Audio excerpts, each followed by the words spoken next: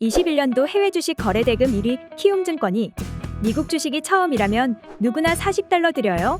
지금 바로 국내외 통합 MTS 영웅문의 스샵을 다운받아 $40 받아가세요. 해외 주식은 원금 손실 발생 가능하며 그 결과는 투자자에게 귀속되오니 유의하세요.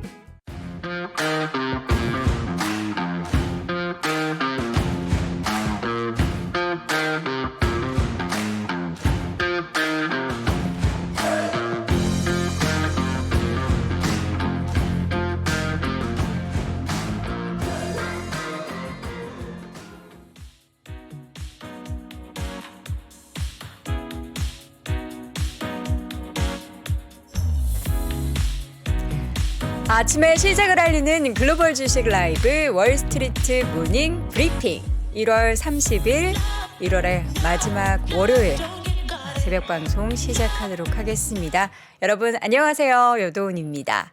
네, 저는 휴일 잘 쉬었죠. 우리 시청자분들은 잘 쉬셨나요? 제가 먼저 선창하지 않아도 늘 정말 이거 예전에 한번 제가 가르쳐드린 좋은 아침을 매번 이렇게 함께 선창을 해주셔서 정말 대단히 감사드립니다. 여러분도 오늘 좋은 아침, 약간 좀 귀엽게 얘기하면 좋은 아침 잘 보내시면 좋을 것 같습니다. 자, 오늘은요, 1월 30일이고요. 또 저는 약간 항상 이렇게 날짜가 지나갈 때 왜 이렇게 아쉬운 마음만 드는지 모르겠어요. 이게 나이가 들었다는 거라면서요. 앞으로의 뭔가 다가올 날들이 엄청나게 기대가 되는 것들이 많으면 나는 아직 청춘인 거고, 이 지나간 시간들에 대한 아쉬움이 많이 남으면 그게 약간 나이가 든 거다라고 하는데, 적지 않은 나이이기 때문에 아쉬운 건 당연하고요. 아쉬운 마음이 들지 않게끔 매일매일 꼬박꼬박 하루를 또 열심히 살아보도록 하겠습니다. 여도래미 제 이름이 도은이니까요. 빨리 부르면 돈이에요. 제 이름을 많이 부르면 돈을 부른다. 그런 좋은 의미도 있습니다. 자, 오늘도 뉴욕 증시 상황들 쭉 정리를 해드리도록 하겠습니다. 잠시 후에 주말 사이에는 왜 이렇게 또 올랐던 건지, 테슬라가 11%나 올랐는데 얼마까지 또 오른 건지 잠시 후 확인해 보도록 하겠고요. 또 오늘은 심층 인터뷰 오랜만에 또 박동훈 회계사와 함께 하도록 하겠습니다. 우리 회계사님 오실 때마다 또 여러 가지 저희가 숫자로 또 회계적인 부분에 있어서 해석하는 부분들 이야기 드리는데요. 잠시 후 함께 체크해 보시면 좋을 것 같고요. 월가의 소식은 미국 주식에 미치다 이항영 전문위원과 함께 또 월가에서는 어떤 이야기들이 나왔는지 지금 이제 한 달 내내 1월에 글로벌 증시 또 우리나라 증시가 랠리를 펼친 데에 대한 너무 과열된 건 아닌가에 대해 또 고민을 해볼 수 있을 법한 그런 시장이기는 합니다. 관련해서는 잠시 후 확인을 해보도록 하겠고요. 자, 우리 행복한 일주일을 출발하는 월요일 뉴욕 증시 주말 사이에는 얼마나 올랐는지 보도록 하겠습니다. 나스닥 기준으로 4주 연속 1월 내내 랠리를 펼쳐갔습니다. S&P 500 지수, 다우 지수, 나스닥 지수 주말 사이에도 모두 올랐고요. 물론 다우 지수의 상승폭은 그렇게 크진 않았습니다. 장 막판에 다시금 좀 상승폭이 반납이 되는 그런 움직임이 보였는데요. 0.08% 다우 지수 33,978포인트 선 마감이 됐고요. S&P 500 지수는 계속해서 4,000선 위를 지키고 있습니다. 막판에 상승폭이 좀 둔화가 되긴 했지만 0.25% 오르면서 4,070선 마감. 나스닥 지수는 0.95% 가장 랠리를 펼쳐가고 있죠. 작년에 가장 좀 서름을 겪었던 나스닥 지수는 0.95% 오른 11,621포인트 선 마감을 했습니다. 지난 한 주 동안의 상승폭만 봐도요. 다우지수가 1.8%, S&P 500은 2.5%가량 올랐는데요. 나스닥 지수가 지수만 4% 넘는 상승세를 보였습니다. 자, 이 가운데 이제 12월 근원 PC, 이제 PCE 소비자 개인 소비 지출 관련한 지표가 발표가 됐는데요. 늘 이제 말씀드리죠. FMC, 그러니까 연준에서는 이 지표를 기준으로 인플레이션 2% 이야기를 계속해서 하고 있는 겁니다. 다음 주 이제 FOMC 회의가 예정돼 있는 가운데 그 바로 직전에 발표가 됐었던 12월 일단 근원 개인 소비 지출 같은 경우에는요, 에너지와 식품값을 뺀 가격 지수는 지난해 같은 기간보다 4.4% 올랐습니다. 11월에 4.7% 상승보다 더 낮아진 것으로 월가에서 집계했었던 시장 예상치에 부합하는 수준이었습니다. 그리고 지금 보니까 9월에 5라는 숫자가 보였는데 계속해서 꾸준히 하향 추세를 밟고 있는 거고요. 12월 근원 PC 가격 지수 전월 대비로 봤을 때는 0.3% 오르면서 시장 예상치를 부합했지만 전월의 0.2% 상승보다는 그 상승폭은 소폭 더 올랐습니다. 0.2% 상승이었는데 지난 12월에는 0.3% 상승이니까 소폭 오른 거죠. 그리고 에너지와 식료품 가격을 포함한 전체 12월 PC 가격 지수는 지난해 같은 기간보다 5% 올랐습니다. 근원 PC는 4.4%였고요. 전체 PC 같은 경우에는 5% 오르면서 이것도 역시 직전월 5.5% 상승보다는 낮아졌고요. 전월 대비로는 0.1% 상승해서 그 직전월과 같은 수준의 상승률을 보였습니다. 이렇게 인플레이션 둔화가 나타나는 건 이제 FOMC 회의에서 금리 인상에 대한 압박감을 조금 더 풀어줄 수 있는, 내려놓을 수 있는 그러한 분위기가 형성이 됐고요. 또 소비자들의 단기 인플레이션 기대도 하락하는 지표가 발표가 됐는데 미시간 대학이 발표하는 1월 1년 기대 인플레이션 중간값은 3.9%로 지난해 12월 4.4%보다 완화됐고요. 또 이는 4개월 연속 하락한 겁니다. 또 5년 기대 인플레이션 같은 경우에는 2.9%로 전달과 같이 나타났고요. 1월 소비자 심리 지수 이것도 이제 미시간 대학에서 발표를 하는데 64.9로 확정되면서 전월의 59.7보다는 더 상승을 했고 예비치였던 54.6보다는 더 높아진 그런 수치가 발표가 됐습니다. 자, 이건데 계속해서 실적 시즌이 진행이 되고 있습니다. 실적 시즌 중에서 주말 사이에 인텔의 실적이 별로 좋지 않았어요. 그래서 맵을 보면은 반도체 쪽에서 인텔만 굉장히 많이 빨갛게 표시가 된 것을 확인해 볼 수가 있는데요. 인텔의 주가는 6.4% 하락한 28달러 선 초반에서 마감이 됐습니다. 인텔이 얼마나 실적을 안 좋게 발표했나 먼저 좀 전해드리자면요. 지난 4분기 주당 16센트의 손실을 기록을 했습니다. 그런데 시장에서는 19센트 순이익을 낼 것으로 전망을 했는데 오히려 16센트 손실을 기록하면서 시장 기대에 좀 찬물을 끼얹는 결과를 내보냈고요. 올해 1분기에도 전망도 그렇게 좋지 않습니다. 월가에서는 25센트 정도 순이익이 기록이 될 것이다로 봤는데 회사에서는 15센트 우리 손실 볼 것 같습니다. 라고 예상을 내놓으면서 더욱더 크게 악화될 실적에 대한 전망을 내놓으며 시장은 실망을 했고 이에 따라서 주가는 하락을 했는데요. 보통 이렇게 대표적인 반도체주가 하락을 하거나 뭐 PC 관련해서 하락을 하거나 이러면 전체 이제 업계에 영향을 미치거나 하는데 인텔만 조금 휘청이는 그런 모습들이 보였습니다. 실적 관련해서는 아마 잠시 후에 이항영 위원님께서 자세하게 설명을 해주실 거기 때문에 저희가 그림을 통해서 보도록 하겠고요. 맵을 함께 보도록 할까요? 이렇게 해서 이제 인텔 주가가 하락을 했다라는 점 그리고 이 밖에 반도체주들 특히나 엔비디아 주가가 2.84%까지 올랐습니다. 예, 우리 시청자분들 중에서 또 엔비디아 주주분들 많으시죠? 2.84% 올랐고요. 그 바로 옆에 이제 마이크론 테크놀로지 같은 경우에도 상승 마감을 하면서 주가는 63달러 선 1.7% 올랐습니다.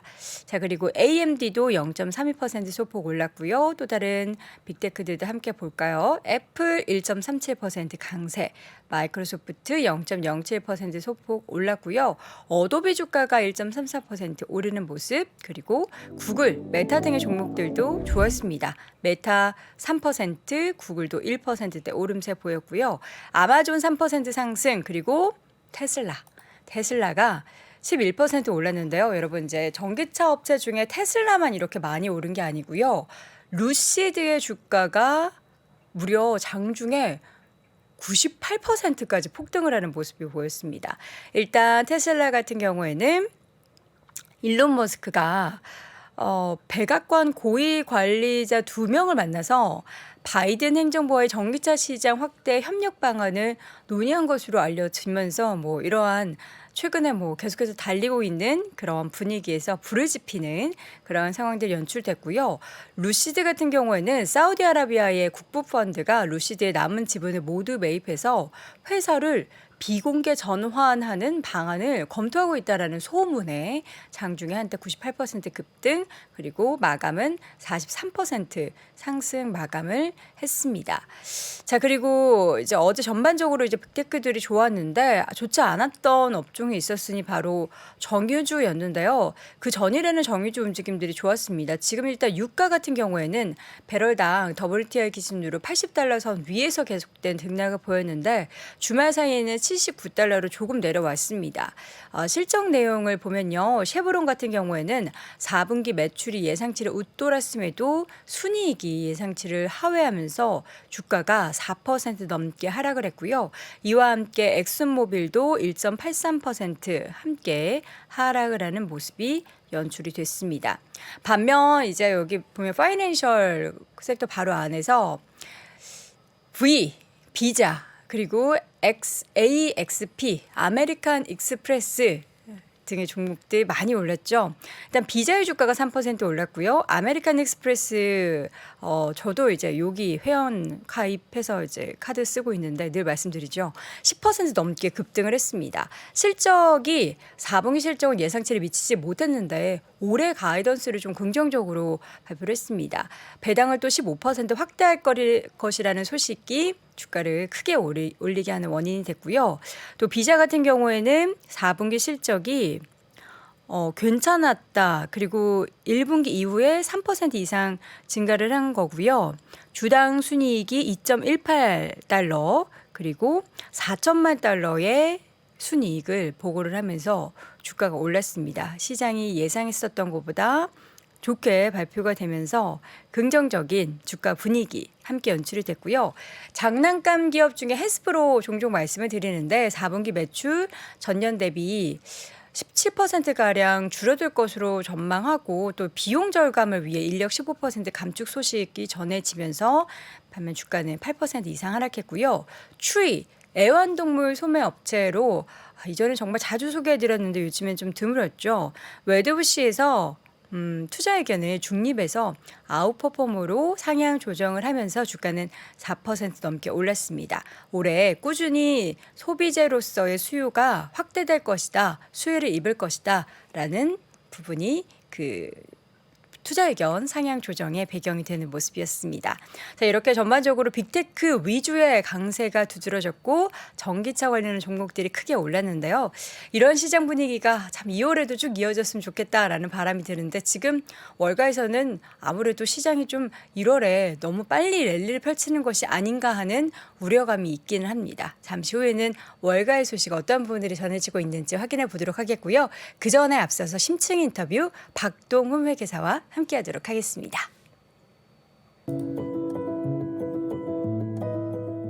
지난 여름 특별한 인사이트로 우리를 놀라게 했던 임형록 교수. 그럼 안쪽에 쓸 돈이 있을까요? 없을까요? 비겠죠. 그렇죠. 돈이 없죠. 그래서 여러분이 원하시는 인프라 투자가 안 되는 거예요. 그러니까 급격한 반등은 없다고. 러시아 우크라이나가 종전이 언제 될는지 저희가 알 수는 없습니다만 벌써 우리 예상 밖으로 길어졌어요. 전쟁이 언제 끝날 것 같고 어떤 의미가 있습니까? 자, 여러분들께서 결론적으로 전쟁이 끝나냐고 물어보면 안 끝납니다. 오래 갈 거예요. 일단 여러분들께서는 평택 이하 쪽으로는 열심히 하시면 안 돼요. 상황이 좋지가 않아요. 수도권도 안 좋은 상황인데 평택 이남 쪽은 더 안 좋으니까. 그가 미리 본 2023년의 모습을 우리에게 전해줍니다. 그러니까 이게 좀 잔인한 말이기도 하지만 그게 진실이니까요. 200분의 관객과 3시간 동안 이루어질 질의응답. 운이 좋으시다면 임형록, 김프로와 함께하는 저녁 식사의 기회도 잡으실 수 있습니다. 3프로TV 유튜브 커뮤니티에서 신청하세요. 네, 월스트리트 모닝브리핑 함께하고 있는 시각 6시 44분 지나고 있습니다. 와, 벌써 7,000분 넘게 함께하고 계시는데 여러분들 아침에 뭔가 이제 운동이 필요하다. 나 손가락 운동 아직 안 하셨다 하시는 분들은 좋아요 버튼 한번 눌러주시면 대단히 감사드리겠습니다. 아니 그리고 이걸 기억하시다니요. 제가 이제 3프로TV에 처음 그때 당시에 이제 밤에 글로벌 라이브였죠. 그때 추위 주가 얘기하면서 추위의 추위를 잘 지켜봐라는 드립을 했는데 요걸 기억하시는 분들이 계시다니 참 감사드립니다. 열심히 하도록 하겠습니다. 자, 이번에는 심층 인터뷰 오늘 실적 이야기 나눠볼 텐데요. 박동훈 회계사 함께합니다. 어서 오세요. 네, 안녕하세요. 네, 반갑습니다. 자, 오늘 두 가지 기업의 실적을 가지고 오셨어요. 네. 하나는 컨텐츠 기업 월트 디즈니, 그리고 하나는 비자. 주말 사이에 발표됐었던 실적 얘기인데 이 두 기업을 가지고 나오신 이유가 있으실까요? 오늘부터 시작이죠. 이제 시작이다. 그 마스크. 아, 해제. 네. 난 뭐 실적 시즌이 시작이라는 줄 이제 알았습니다. 마스크 착용 의무 해제되면서 좀 생각을 해봤더니 네. 우리나라도 지금 그 관련된 기업들 이제 주가랑 실적 관심 굉장히 많은데 미국도 그런 기업들이 이제 그 시가총액 상위 기업 중에서 이제 뭐가 있을까 찾아봤더니 아무래도 이제 디즈니하고 비자가 가장 영향을 많이 받지 않을까 싶어가지고 네. 그 두 개 회사 한번 같이 보면 좀 재미있을 것 같아서 한번 좀 준비를 해봤습니다. 네, 오늘부터 이제 실내 마스크가 해제가 되면서 이제 권고로 바뀌었죠. 네. 근데 되게 어색할 것 같긴 해요. 물론 이제 대중교통 이용하시는 분들은 대중교통 내부에선 착용을 하셔서 굳이 뺐다 꼈다 귀찮다 하면서 그냥 이게 착용하시는 분도 계실 것 같은데 저는 이제 아침에 아주 자유롭게 당당하게 딱 마스크를 빼고 왔는데 저 여기 이제 우리 기다리시는 분들도 마스크를 착용하고 있어서 아직까지는 반반이 될 것 같습니다. 자, 그러면 이제 실내 마스크 해제 전 세계적으로 마스크는 점점 벗고 있는 상황 속에서 월트 디즈니가 사실 팬데믹 때 너무 안 좋았잖아요. 그러니까요. 안 좋았다가 거기는 그래도 괜찮았죠. 왜냐하면은 우리도 많이 보고 있는 디즈니 플러스 컨텐츠. 예, 컨텐츠가 그게 없었으면 살렸죠. 어땠을까요? 그러니까요. 그 디즈니를 사실 잘 기업 분석을 안 해보면은 네. 보통 이제 우리가 뭐 옛날에 그 겨울왕국 같이 대작이 한번 터져준다던가 아니면은 그 기본적으로 케이블 방송 쪽에서 방송을 하고 있으니까는 광고라던가 뭐 콘텐츠 수익이 기본적으로 깔리니까는 이제 그쪽에 생각을 보통 많이 하는데 의외로 그 디즈니 공원 수익이 이게 만만치가 않아요. 그래서 이제 그게 팬데믹 때 굉장히 좀 타격을 많이 입었었죠. 비중이 크죠. 예. 근데 그때 이제 기가 막히게 디즈니 플러스가 그러니까요. 예. 넷플릭스만큼의 이제 그 가입자들을 확 끌어모으면서 네. 전체 실적은 어느 정도 유지는 했는데 이제 그 상황에서 이제 마스크 해제되면서 많은 사람들이 놀러 가기 시작을 하죠. 특히 이번에 뭐 연말 연시 때 해외 여행 뭐 그 관광객 수 보면은 뭐 어마어마했기 때문에 근데 앞으로 이제 중국인들까지 더 가세하면은 뭐 엄청난 이제 관광객들이 이제 몰릴 텐데 그러면 이제 디즈니 입장에서는 이제 그 디즈니 플러스뿐만이 아니고 또 디즈니 테마파크로도 날개를 달 수 있는 그렇죠. 이제 이런 상황이 된 거죠. 네. 그동안 이제 4년 동안 매출 추이를 가지고 오셨어요. 지금 보면은 이제 올해가 전년이나 이제 최근 연도 대비해서 엄청난 성장률을 보일 수밖에 없겠죠. 네. 음. 이미 2022년 여기가 지금 9월 법인이기 때문에 네. 일단은 9월 말까지 실적 집계된 게 지금 화면 보시는 것처럼 이제 83,745. 그러니까 단위는 이제 100만 불 단위로 되어 있는데 2021년 대비해서 굉장히 이제 많이 증가가 됐는데 회사가 사업을 두 가지를 해요. 그래서 지금 그 10K에 나와 있는 내용 그대로 일단은 그 뭐 편집을 했지만은 DPP라는 사업이 있고 그다음에 이제 DMED라는 사업이 있는데 세그먼트로 이제 보통 나누죠. 미국 기업들은 사업을 워낙에 이제 많이 하다 보니까는 DPP는 뭐고 DMED는 뭐일까요? 네. 그래서 그 약자는 밑에다가 밑에 풀어놓은 것처럼 이제 네. DPP가 디즈니 파크랑 그 다음에 이제 익스피리언스하고 프로덕트, 테마파크 이제 리조트하고 이제 그 입장권 수익이라던가 뭐 식음료 이런 부분인데 이게 이제 그 빨간 그 박스 보시는 것처럼 2020년, 21년 최악이었죠. 최악이었죠. 거의 뭐 앞 단위가 바뀌어 버렸는데 이제 2022년 넘어가면서 노란색 박스 보시는 것처럼 2021년 대비 또 다시 이제 앞자리가 바뀌면서 2019년의 매출을 뛰어넘는 이제 이런 모습. 이게 이제 9월 말까지 실적이니까는 아마 이제 2023년도 실내 마스크 다 벗고 뭐 중국인들까지 이제 그 가세가 되면은 아마 숫자는 더 늘어나지 않을까라는 이제 기대를 해볼 수가 있는데, 아까도 말씀드렸지만은 그 DPP가 이제 그 코로나 팬데믹 때 실적이 확 줄어드는 거를 밑에 나와 있는 DMED라는 사업에서 이제 보완을 해줬죠. 그래서 저기는 이제 계속 연평균 9%씩 성장을 하고 있는데, 그 이제 DMED라는 거는 이제 그 밑에 나와 있는 것처럼 뭐 네. 디즈니, 미디어, 엔터테인먼트, 디스트리뷰션. 그래서 이제 그 주로 하는 사업이 우리 뭐 케이블 방송 보면은 이제 디즈니 만화 이제 이런 콘텐츠. 근데 이제 기본적으로 광고 수익이 붙으니까는 그것까지 보통 기본적인 수익이 저기서 나오는데 디즈니 플러스가 이제 그 오픈되고 나서 많은 가입자들을 모으면서 저기 숫자가 많이 늘었고, 그 다음에 아마 또 이제 모르시는 분들도 계실 텐데 디즈니가 가지고 있는 회사가 사실 또 굉장히 또 많죠.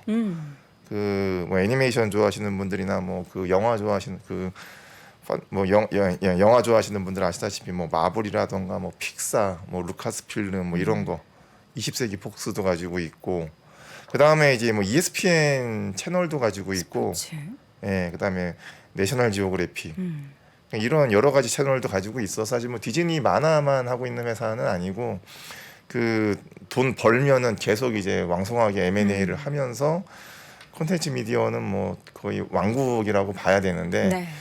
이게 이제 기본 그 깔고 가는 사업에서 디즈니 플러스 합세하고 그 다음에 테마파크 살아나고 하면서 아마 좀 2023년도에 좀 빛을 볼 수 있지 않을까라는 게 좀 관심 있게 봐야 되는 포인트일 것 같아요. 사실 리오프닝 하면서 이제 미디어 엔터테인먼트 쪽에 있어서의 약간의 좀 엇갈림이 있었어요. 물론 뭐 ESPN 이런 건 스포츠가 다시 경기를 하게 되면은 인기가 끌겠지만 사람들이 그동안엔 나가지 못하고 이런 컨텐츠로 소비를 했는데 이제 다들 나가지 않겠느냐. 근데 디즈니 입장에서는 나가도 뭐 말씀하셨던 이런 리조트 쪽이 좋아지고 안 나가도 그렇죠. 컨텐츠 쪽이 좋아지니까 어떻게 보면 이 방어를 할 수 있었던 참 주요한 키포인트를 또 때마침 팬데믹 직전에 오픈을 하게 돼가지고 그나마 수익률 방어를 할 수 있었던 건데, 근데 주가를 보면은 정말 많이 하락을 했어요.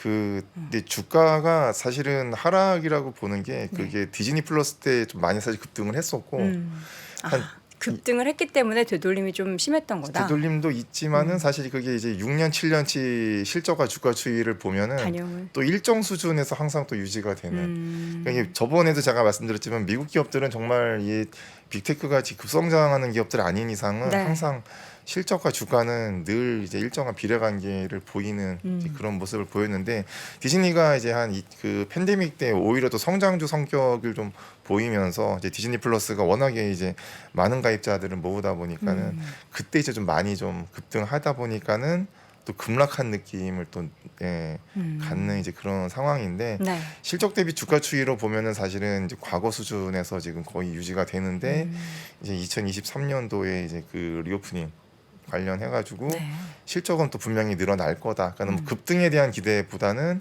실적 증가는 뭐 거의 확실한 부분이니까는 또 주가 흐름 보면서 좋은 기회를 잡을 수 있지 않을까 이렇게 생각을 할 수가 네, 있습니다. 리오프닝에 따른 이제 올해 매출이 굉장히 기대가 되는 기업 중에 하나인 월트 디즈니의 그동안의 4년간 매출 추이를 함께 확인해봤는데, 앞으로도 이 특히나 리조트 쪽에 있어서의 매출 증가가 얼마나 나타날지도, 영화 같은 경우에도 그동안에는 영화관에 가서 관람하지 못했기 때문에 좀 이연됐었던 수요들이 정말 많잖아요. 네. 그 수요가 얼마나 폭발적으로 또 숫자로 찍히게 될지도 기대해 보도록 하겠고요. 그럼 비자 같은 경우에도 뭐 리오프닝 관련해서 연관을 짓는다면 나가서 더 카드 많이 구매해야 되는 건가요?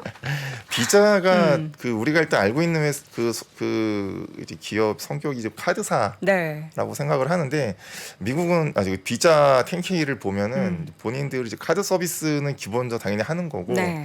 전 세계 결제 시스템을 책임을 진다라는 이제 그런. 그래서 얘기를 해요. 비자가 우리가 생각하는 우리나라는 카드 회사면 금융 섹터인데 비자는 IT에 네. 포함돼 있잖아요. 섹터 자체가. 그러니까 그거를 이해를 우리가 잘 못하는데 내용을 보면 그 결제 시스템이라는 것 자체가 IT라는 거죠. 그렇죠. 그리고 전 세계 이제 회원사들을 상대로 서비스를 제공을 하니까. 네. 비자가 그 10K를 읽어보면 이제 뭐라고 나와 있냐면은 글로벌 결제 네트워크 비즈니스라고 나와 있어요. 네. 저는 카드사 우리가 이제 알고 있는 흔한 이제 그런 카드 수수료 받는 기업이 예, 아니라 그거는 정말 당연히 기본적으로 하는 임의하고, 거고 그게 메인은 아니다 이제 이런 이제 이야기를 하는데 네. 근데 이제 카드사 중에 상장 기업이 마스터카드도 있고 그다음에 뭐 아메리칸 아메리칸 익스프레스. 익스프레스도 있는데 시장 점유율이 비자가 59%. 압도적이죠. 압도적이죠. 그래서 사실은 이제 큰 기업을 보는 게 또 맞으니까는 좀 비자를 보면은 그 역시 10K 주로한 4년치 실적을 한번 또 가지고 와 봤는데 역시 여기도 이제 9월 법인이어가지고 이제 2022년 9월까지 집계는 다 된 숫자입니다. 네. 그래서 역시 그 팬데믹 때죠. 2020년에 이제 좀 내려오기 시작을 했고 2021년부터 조금씩 좋아지고는 있는데 뭐 기본적인 소비는 있으니까는 당연히 이제 숫자는 나오겠지만은 제가 이제 관심 있게 보는 게 역시 또 빨간 박스를 체크해 놓은 그 인터내셔널 트랜잭션 그러니까 이제 해외에서 해외 결제? 예 해외 결제 부분이죠. 저기가 숫자가 2020년, 21년 보면 이제 앞자리가 바뀌면서 내려왔다가 2022년도에 이제 6,530만 불에서 이제 9,815로 이제 거의 뭐 한 50% 가까이 증가되는 이제 이런 모습을 보이니까는 저기 9월 달까지 실적이니까는 역시 2023년 뭐 뉴스 보면은 중국인들 지금 쌓여 있는 현금이 뭐 900조라는 얘기가 나오죠. 그거 이제 네, 수요 폭발하기 시작하면은 또 수혜를 보는 기업들. 그러니까 물론 이제 뭐 우리 화장품 뭐 여행 뭐 여러 가지 또 보시지만은 결론은 또 결제다 보니까는 요쪽도 아마 관심 있게 보시면은 예, 좋을 것 같다라는 좀 생각이 듭니다. 지금 보면 4년간 매출 추이에서 그 데이터 프로세싱이라고 되어 있는 매출이 단위 꽤 큰데 네. 이게 아까 말씀해 주셨던 결제 네. 시스템인 거죠? 네, 결제 시스템의 그 수수료. 예. 결제 시스템의 수수료도 당연히 늘어나고 있는데 네. 해외 결제 부분에 있어서가 유의미하다. 근데 이제 저 같은 경우에는 해외를 나가지 않아도 온라인을 통해서 해외 결제를 굉장히 많이 했거든요. 직구. 근데 지금 말씀해 주신 거는 해외 여행이 증감에 따라서 그로 인해 발생하는 매출액이 올해는 더 이거보다 유의미하게 늘어날 것이다로 보고 계신 거군요. 네, 우리가 이제 신용카드 그 뒤에 보면은 회원사 나와 있잖아요. 네. 뭐 아메리칸 익스프레스, 비자. 예, 결국은 이제 그 해외에 나가서 결제를 하면은 그 로컬 카드를 쓰고 있지만은 결국은 이제 결제 시스템은 또 비자를 타서 그 이용이 되기 때문에 수수료 부분이 당연히 이제 그 엔데믹과 함께 폭발적으로 증가할 거다라는 기대는 아마 해볼 수 있을 것 같아서 네. 지금 9월 말까지가 이 정도 증가하니까는 아마 2023년도는 뭐 더 많이 증가할 수 늘어날 있을 거다. 것이다. 예, 그래서 지금 뭐 경기 침체 때문에 사실 좀 이제 우려하는 부분들도 있지만은 결국은 또 필수 소비도 당연히 뭐 카드 통해서 하는 것도 있지만 어쨌든 간에 지금 중국의 이 그 잠재 수요가 워낙 크기 때문에 좀 그 한참 이제 리오프닝 얘기 나올 때 이제 좀 지나간 거 아니냐라고 생각할 수 있지만 네. 중국이 아직 남아 있다 보니까는 중국이 적극적으로 나오는 시기는 이제부터다. 그러니까는 이제 예, 디즈니도 그렇고 뭐 비자도 그렇고 그러니까 관련된 이제 이런 비즈니스는 한번 좀 계속 좀 보시면 좋지 않을까라는 좀 생각이 듭니다. 실제로 그런 뭐 땡큐나 그런 거 보면은 그 비중이 나오잖아요. 뭐 중국인들이 사용하는 비중, 뭐 미국인들, 유럽인들 뭐 이렇게 나오잖아요. 뭐 아시아로 나오나요? 그게 그것도? 이제 10K 기업마다 회사마다 다르다 보니까는 아시아퍼시픽 합쳐서 하는 데도 있고 아시아 중에서 이제 중국이 워낙 크니까 따로 빼놓고 나머지 또 아도로 해놓는 데도 있고 이게 참 볼 때마다 예, 회사 어쨌든 뭐 주요 수출국이 어디냐에 따라서 분류를 하니까는 그쵸. 예, 일률적이지는 않죠 아무래도. 어쨌든 그래도 이 비자나 마스터카드, 아메리칸 익스프레스 같은 카드 결제사들은 중국의 적극적인 해외 뭐 여행이든 비즈니스 트립이든 관련한 매출에 대한 기대감을 가질 수 있다라는 건데 이런 컨텐츠 미디어 소비 쪽이나 이제 카드 결제 말고는 또 있나요?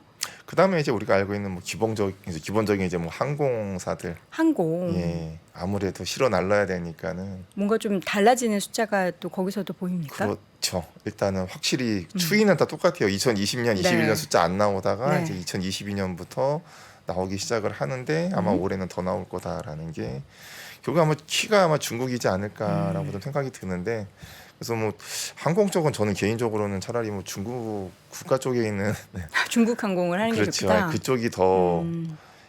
더 많은 수혜를 볼 것 같다라는 생각이 드는 게 아무래도 숫자의 이 증가 폭이 차원이 다른 이제 그 숫자를 보여줄 거니까는 그쪽이 좀 맞을 것 같고 그래서 네. 그 미국 상장 기업들이 뭐 워낙에 많다 보니까 사실은 뭐 다 이렇게 보는 게 쉽지는 않아가지고 네. 제가 한 50개 정도 기업을 쭉 보면은 이제 가장 어쨌든 이제 이 마스크 착용 의무 해제 관련해서 수혜를 볼 수 있는 큰 기업은 디즈니하고 비자 정도. 예. 나머지 이제 작은 기업들은 또 네. 다시 또 물론 봐야 됩니다. 그러니까 이제 비자는 실적 내용을 발표를 했고 이제 아직 디즈니는 실적 발표를 안 했잖아요. 1분기 실적까지는 예, 안 나왔죠. 했죠. 9월 말 법인이어서 나왔나요? 예, 1월 말 실적 잠정 실적까지는 예. 근데 뭐 중요한 가이던스인데 네. 가이던스는 당연히 잘 나올 수밖에 없죠. 예. 알겠습니다. 이 리오프닝 우리나라도 이제 드디어 적극적으로 하게 됐는데 뭐 나가시는 분들은 지금도 다 편하게 나가시는데 어쨌든 이 타국에서 특히나 뭐 중국이나 이런 쪽에서는 이제 막 시작되기 때문에 글로벌 주식 투자의 관점에서 봤을 때는 이런 관련된 종목들이 앞으로 또 얼마나 더 많은 숫자가 늘어나게 될지 지켜볼 필요가 있다라는 부분에 있어서 저희가 대표적인 기업 월트 디즈니와 또 비자 관련해서 확인해 봤는데요. 그럼 앞으로 리오프닝 외에 이런 실적단에서 기대할 만한 섹터는 딱히 눈에 안 보이셨나요? 그 우리 코로나 때 이제 아무래도 좀 피해를 많이 봤었던 기업들이 이제 반대적인 수혜를 볼 거다라는 이제 그런 가장 피해가 컸던 건 사실 빅테크였잖아요. 근데 피해란 말씀은 이제 산업적인 피해 그렇죠. 말씀하시는 거죠? 산업적으로 이제 실적이 줄었다가 네. 그러니까 이번에 그 방금 보셨던 뭐 디즈니도 그렇고 아니면은 뭐 그 항공사도 그렇고 결국은 이제 반대로 또 실적이 늘어날 거니까는 관련돼서 살펴보면은 뭐 이제 예를 들면은 뭐 월마트 같은 회사도 그렇고 예. 그 결국은 다시 나가는 이제 이런 분위기로 가면은 이제 아무래도 오프라인 관련된 기업들이 뭐 수혜를 많이 좀 보지 않을까. 그래서 실적이 줄어든 것만큼 늘어나는 추세를 보이는 기업들 위주로 좀 접근을 하는 게 일단 좀 맞지 않을까라는 생각이 드는 부분이죠. 알겠습니다. 자, 이렇게 해서 월트 디즈니 비자 함께 확인을 해봤습니다. 이제 앞으로도 실적에 대한 내용들이 쭉 발표가 될 텐데 우리 또 회계사님이 말씀해주신 내용을 잘 염두를 해두면서 관련한 부분도 지켜보도록 하겠습니다. 자, 오늘 심층 인터뷰 이 시간 박덕원 회계사와 함께했습니다. 고맙습니다. 네, 고맙습니다. 모바일 쇼핑하는 거야? 연금 상품 장바구니 담고 있지. 그런 게 돼? 나무증권이니까 매수한 다음엔 코스피 지수랑 내 연금 수익률 비교하지. 그런 것도 돼? 나무증권 연금 솔루션이니까 나무증권 나무랄 데가 없네. 장바구니로 일괄 매수하고 수익률 성과 확인까지. 나무증권 연금 솔루션. 나무증권 앱에서 확인해 보세요. 예금자 보호법상 보호 상품이 아닙니다. 원금 손실에 유의하시고 투자 전 상품 설명서 및 약관을 읽어보세요. 새벽 6시 반. 아침 방송을 위해 새벽부터 시작되는 긴 하루. 스튜디오로 향하는 발걸음을 가볍게 하는 상쾌한 만남이 있습니다. 자, 방송 들어가겠습니다. 하나, 둘. 오늘 아침 페이지 2 김동환입니다. 오늘도 출발해 볼까요? 내일이 기다려지는 신선하고 다채로운 맛과 향. 오늘도 저는 운조 커피를 마십니다. 3프로와 함께하는 운조 커피. 여러분의 하루와 언제나 함께합니다. 원두, 드립백, 더치커피, 다양한 선물 세트까지 검색창에서 운조 커피를 검색하세요.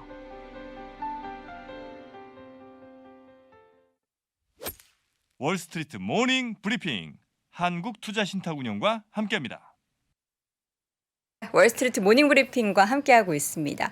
이 앞서서 월스트리트 모닝 브리핑 한국투자신탁운용과 함께합니다. 이렇게 나오는 사진이 있잖아요. 저도 그렇고 뭐 장 부사장님도 그렇고 아침에 이제 눈이 많이 부은 그런 사진이라서 볼 때마다 약간 부끄러운 그런 생각이 듭니다. 자, 여러분과 함께하는 월스트리트 모닝 브리핑 궁금한 게 저는 생겼어요. 이제 앞서서 저희가 박덕호 회계사님과 함께 리오프닝 관련한 수혜에서 뭐 비자, 월트 디즈니 이런 기업들을 말씀드렸는데 여러분들이 생각하시는 올해 최고의 주식은 뭐가 될 거라고 보십니까? 채팅창에 한번 올려봐 주시면 좋을 것 같아요. 그러니까 여러분이 보유하고 있는 주식 말고 물론 그래도 좋지만 보유하고 있는 주식 중에서도 괜찮고요. 올해는 확실히 이 종목이 크게 실적이 혹은 주가가 오를 것 같다. 라고 생각하는 기업이 있으시면 좀 올려주세요. 테슬라? 아니면 뭐 메타도 월가에서 이야기가 많이 나오고 있고 앞서 이야기했었던 이런 카드사나 정말 리오프닝 관련해서 이제 늘어날 만한 수요가 있는 LG생활 한국 기업 말고요. 미국 기업. 우리는 월스트리트 모닝 브리핑이니까 미국 기업 얘기해 주시면 좋을 것 같고 삼성전자 뭐 그 네이버라고 하면 구글, 엔비디아 올라갔고 메타 플랫폼즈 2차 전지 관련해서 미국에서도요. 계룡건설 마이크로소프트, 리츠 관련된 종목 올라갔고요. 에어비앤비 그리고 TSMC 최고의 주식 왜 이렇게 엔소를 올려주시는 거죠? 에스티로더 그리고 비밀이라는 분도 계시고 닥터우턴 그리고 또 여도운 주식회사 여도운 주식회사는 아직 상장되지 않았어요. 또 보잉 친환경 갑시다. 데니머, 뭐 애플, 보잉도 더 올려주셨고요. 마소도 여러 번, 3M? 3M은 회사 측에서 약간 수요를 좀 둔화를 예측했는데 3M이 좋다. 페이팔, 그리고 로봇, AI, 물려있는 주식 다 나온다. 스타벅스, 델타, 보잉 델타 뭐 이런 거 올랐고요. 쿠팡, 또 쿠팡 미국에 상장돼 있죠.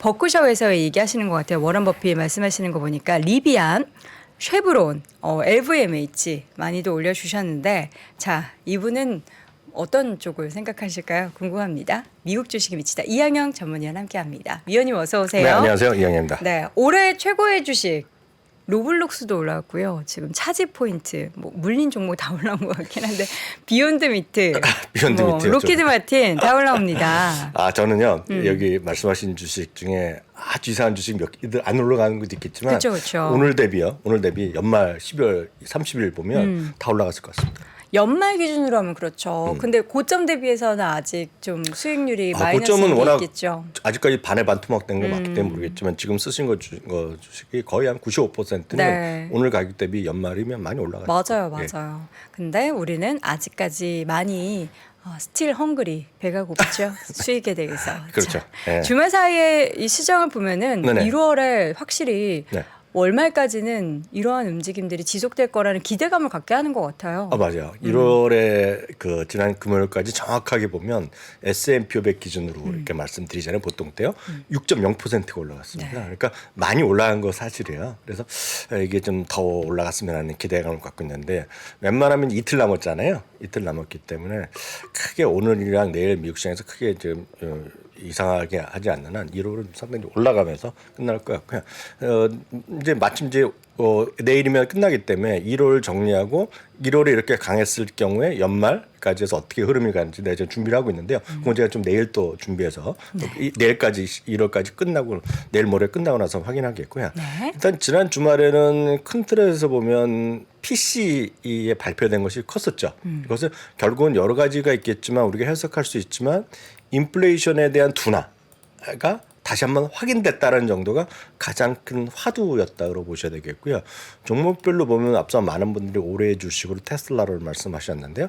테슬라가 또다시 11%가 올라갔어요. 네. 그래서 최고의 한 주를 보여줬습니다. 주간 단위로 보면 좀 30-40%가 올라갔잖아요. 그러다 보니 최고의 한 주를 보여주면서 33%가 정확히 올라갔는데요. 2013년 5월 그러니까 지금부터 10년 전에요. 10년 전에 5월에 41% 올라간 적이 있습니다. 주간 단위로요. 그때 이후로 보면 최고의 한 주를 기록했으니까 많은 주식 투자자 특히 미국 주식을 하신다 하면 거의 난 테슬라 주주란 거랑 거의 같은 의미를 쓰이고 있잖아요. 우리나라뿐만 아니라 전 세계 똑같습니다. 거의 대부분인데 그래서 다 대부분 행복했다라고 보셔야 되겠고요. 말이 나온 김에 말씀드리면 지난 한 주간에 미국에서요. 아마 우리나라 집계는 제가 확인 안 했는데 아마 우리나라 비슷할 것 같습니다. 전 세계 주요 국가별로요.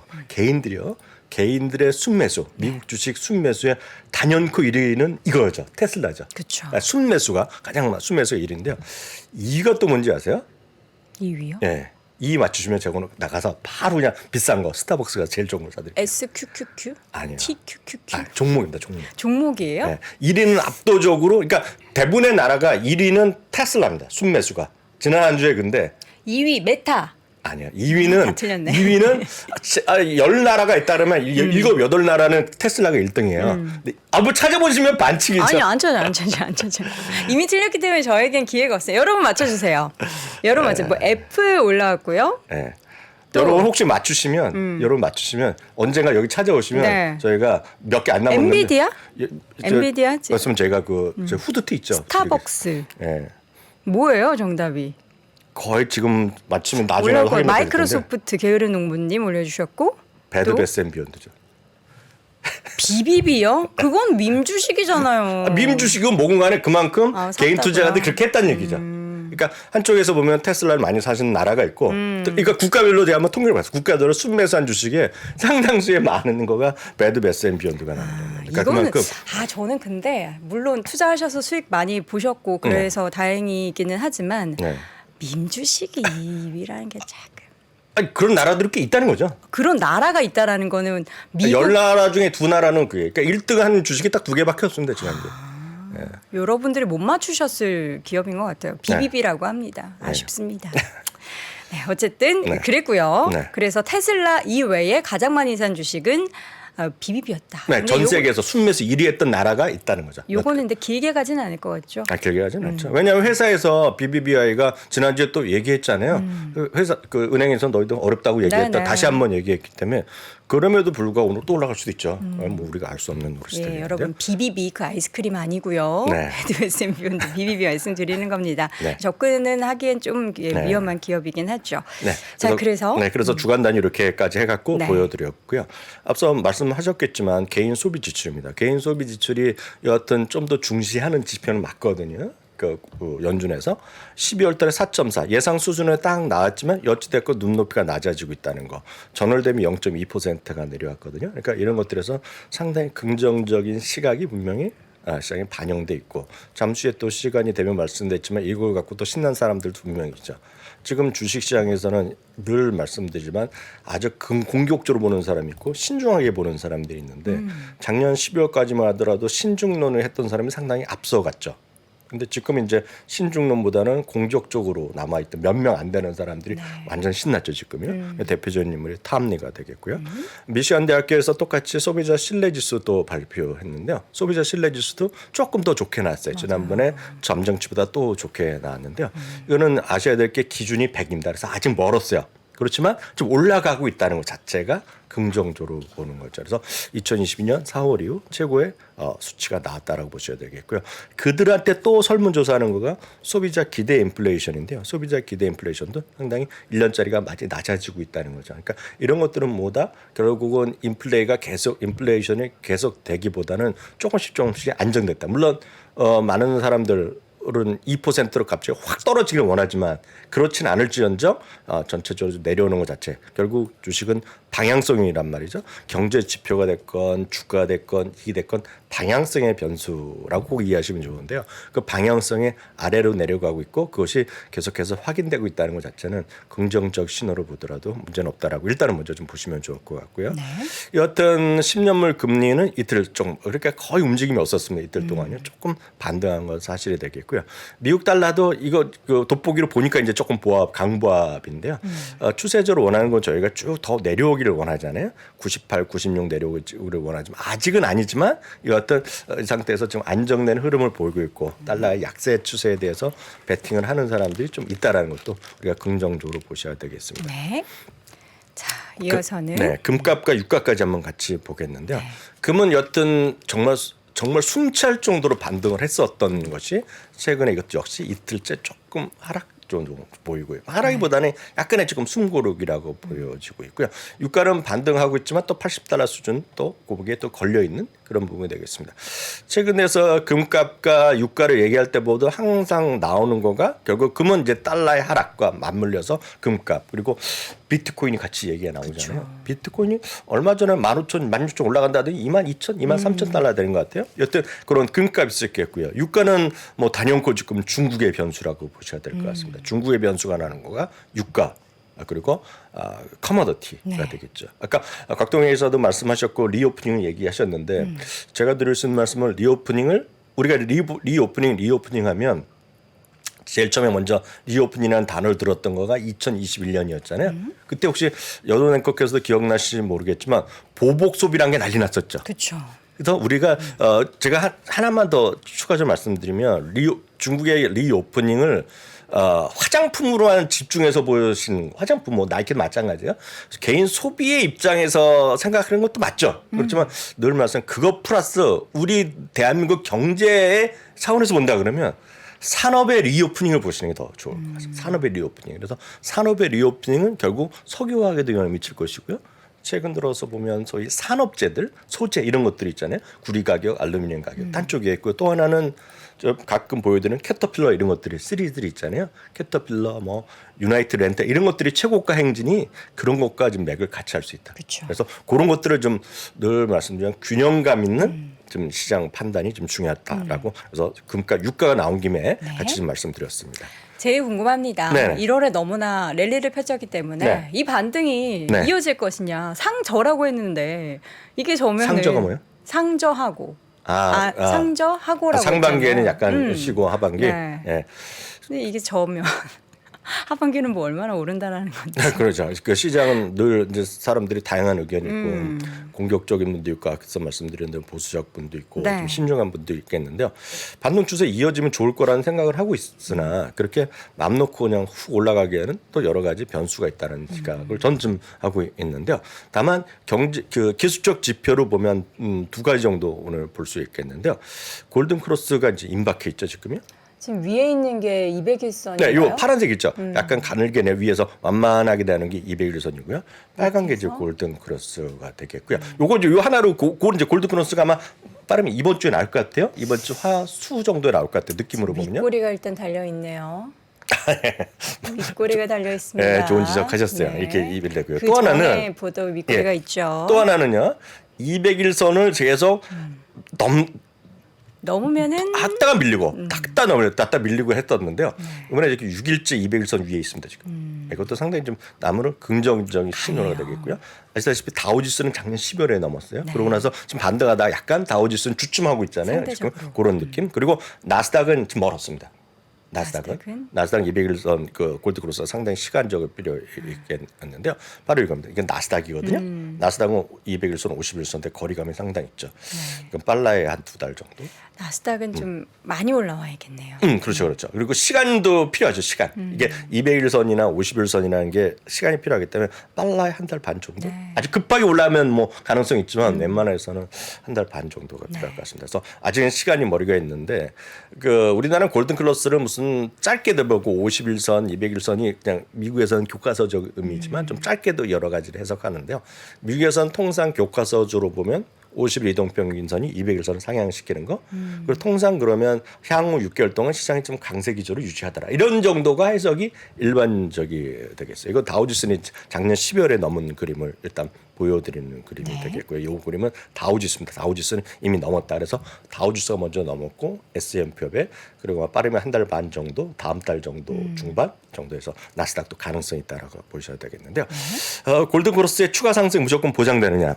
그런 건 없죠. 사실 역사적으로. 다만 1930년 이래 총 52번의 골든크로스를 경험했다는 거예요. S&P협이. 다만 향후 1년 동안 주가를 보면 10번 중 7번은 플러스가 났고요.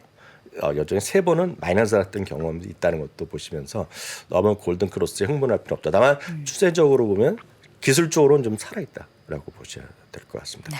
여기서 이제 탑니가 다시 등장했죠. 요즘 가장 해맑게 웃고 계실 분이죠. 그 탑니는 진짜 제가 봤을 때 거의 남은 2명 정도의 지금 강세론자죠. 지금요. 남은 2명. 네, 남은 2명인데요. 다음 주에 보여드리겠지만 우리 콜라노브 형님은 작년 11월에 100길 들었고 지금 완전히 또 보수적 입장인데요. 펀드 스트레스를 얘기하는 펀드 스트레스 탑리가 한 4가지 정도의 포인트를 얘기를 하고 있습니다. 아까 보여드렸던 다시 한번 보여드리면 201선을 넘은 게 6일째. 이게 지금 이번에 처음 있는 일이에요. 지금요. 이런 하락 장세에 들어서 처음 있는 일이 되겠고요. 그리고 이분이 계속 얘기하는 분. 이분은 인플레이션이 어떻게 떨어진다? 기억하실 분 계실지 모르지만 바위같이 떨어진다. 바위? 예, 바위가 떨어지면 엄청 속도가 있게 떨어질 거잖아요. 더 빠르게 떨어진다는 거죠. 그래서 이분이 작년 사실 9월부터 얘기했어요. 그래서 상당히 지난 얘기지만 어찌됐건 인플레이션은 10월에 9% 넘었을 때가 상승했을 때가 최고치였고 이분은 인플레이션이 지금 딱 그때부터 내려온다는 얘기하고 있겠고요. 요거는 이번 주에 연준인데 이번 주 연준부터 지금 자세를 바꿔야 된다. 피벗이라는 의미가 있었는 얘기죠. 그래서 빨리 정책적인 변화를 보여줘야 된다는 얘기를 하고 있고요. 10월 10일 저점, 요 10월 10일인데요. 이게 저점이라고. 라고 단연을 하고 있는 거죠. 이분은 얘기를. 그래서 이분은 얘기를 조금 들어보면 좀 찾아보시면 될 텐데 그러면 자기를 비난하고 욕했던 사람은 전 세계에 넘쳐날 거 아닙니까? 그들은 얘기는 틀렸고 내가 맞았다는 얘기. 제가 봤을 때 약간 오버하는 느낌의 발언을 많이 하고 있습니다. 요즘에 TV에 얼마나 그동안 서름이 있었으면 그렇죠, 그렇게 그렇죠. 얘기하겠습니까? 네. 그래서 이분이 항상 얘기하는 거가 1982년 상황을 얘기를 하고 있어요. 82년은 혹시 학교 다니셨어요? 82년에? 82년에 저는 세상에 없었죠. 아 진짜요? 네. 전 82년에 좀 기억이 잘 나거든요. 저 세상에 82년, 83년이 그때 우리나라가 언제 정말 진짜 쌍팔년도거든요. 그때가 아마 주요 그 언저리가 아마 우리나라 청소년 축구가 멕시코에서 4강했을 때. 그래요? 그때 언제 시점이 되겠고요. 그 언저리가 또 이제 물가가 인플레가 엄청 셌을 때입니다. 유가가 이제 그 3차 올 쇼크 난 거 있을 때 엄청 기름가 올라가고 그래갖고 지금 연준에서 정책적 그 금리를 가장 올렸을 텐데요. 그때 얘기를 계속합니다. 1982년 상황과 똑같을 얘기를 작년 여름부터 계속 하고 있는데 이분은 얘기입니다. 지금요. 지금 이분의 얘기가 82년 그림입니다. 이 그림은 그때 정책적 변화를 하기 전에 여기가 뭐냐면 그 당시 전에 주가는 그 4개월 전에 이미 주가는 바닥을 다 회복했다는 얘기입니다. 그래서 지금 이분의 논리는 연준에서 정말 금리를 그만 올리겠다라거나 이런 선언하면서 정책적 피봇을 선언하기 전에 선언하게 할 때 하면 이미 주식 투자는 늦었다는 얘기하는 거고 그래서 이분 얘기는 언제 사야 되냐? Now is a great time to buy. 사야 될 시기라는 얘기는. 지금 사라. 네, 근데 사실 이분은 뭐 계속 똑같은 얘기를 하니까 뭐 언제 지나면 맞았다라고 우리가 폄하는 할 수 있어요. 네. 폄하할 수 있지만 이분의 시각은 뭐 똑같았다라고 보셔야 되겠습니다. 자, 그리고 네. 또 다른 포인트도 이어서 볼까요? 네, 그럼 또 말씀드리겠습니다. 그래서 기본적으로 이분은 이제 자기 얘기가 unpopular opinion이었죠. 자기가 인기 없어서 요걸 바가지로 먹었다는 얘기죠.